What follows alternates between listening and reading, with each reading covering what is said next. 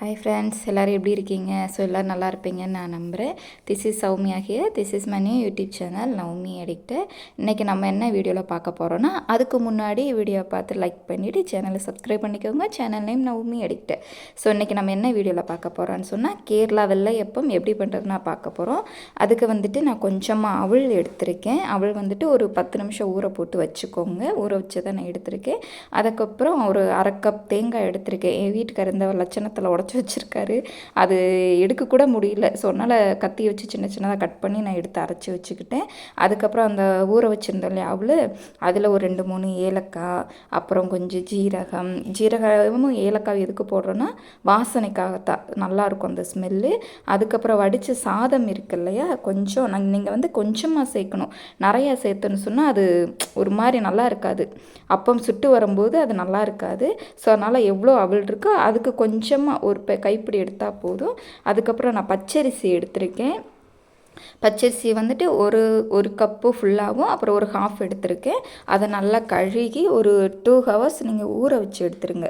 2 hours போதும். ஏன்னா பச்சரிசி வந்துட்டு நமக்கு வேகமாக ஊறிடும். ஸோ அதனால் 2 ஹவர்ஸே ஜாஸ்தி தான். இல்லைன்னா ஒரு மணி நேரம் இல்லைன்னா 1.5 மணி நேரம் கூட நீங்கள் ஊற வச்சு எடுத்தால் போதும்.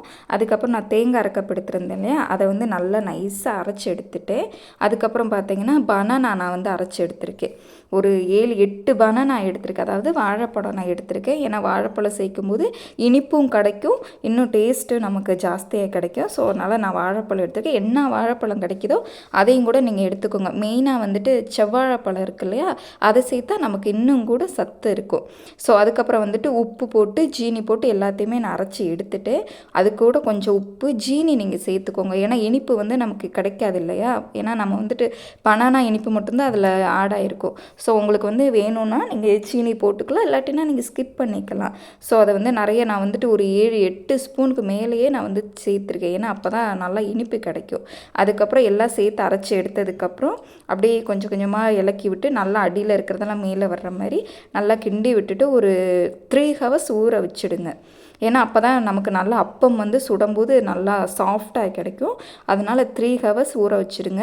3 ஹவர்ஸ் ஊறி எடுத்ததுக்கப்புறம் பார்த்தீங்களா எப்படி இருக்குதுன்னு சொல்லிட்டு, இது ஊற்றி எடுக்கும்போது அவ்வளோ சாஃப்டாக இருக்கும், செம்ம டேஸ்ட்டாக இருக்கும். நீங்கள் வீட்டில் ட்ரை பண்ணி பார்த்துட்டு எப்படி இருக்குதுன்னு சொல்லிட்டு மறக்காமல் வீடியோவில் சொல்லுங்கள்.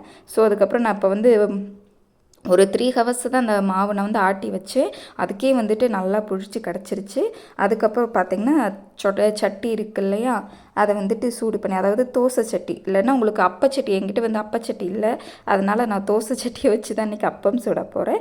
அதை நல்லா காய்ச்சி வந்ததுக்கப்புறம் தேங்காய் எண்ணெய் யூஸ் பண்ணிக்கோங்க, அதுதான் நல்லாயிருக்கும். தேங்காய் எண்ணெயை நல்லா தடவிட்டு அதுக்கப்புறம் அப்போ ஊற்றி எடுக்கும்போது செம்ம டேஸ்ட்டுங்க. அதுக்கு வந்து சிக்கன் கறி, மட்டன் கறி, கடலைக்கறி எல்லாமே அவ்வளோ டேஸ்ட்டாக இருக்கும். ஸோ நீங்களும் இது ட்ரை பண்ணி பார்த்துட்டு எப்படி இருக்குன்னு சொல்லி மறக்காமல் வீடியோவில் சொல்லுங்கள். ஓகேவா? ஸோ நெக்ஸ்ட் வீடியோவில் பார்க்கலாம். பாய். ஸோ இந்த வீடியோ எப்படி இருக்குது, உங்களுக்கு பிடிச்சிருக்கா அப்படின்னு சொல்லி லைக் பண்ணிவிட்டு கமெண்ட் பண்ணுங்கள். ஓகேவா? நீங்களும் மறக்காமல் வீட்டில் ட்ரை பண்ணி பார்த்துட்டு அது எப்படி வந்துச்சுன்னு சொல்லிட்டு அதையும் எனக்கு கமெண்டில் நீங்கள் சொல்லுங்கள். ஓகேவா? பாய். நெக்ஸ்ட் வீடியோவில் பார்க்கலாம்.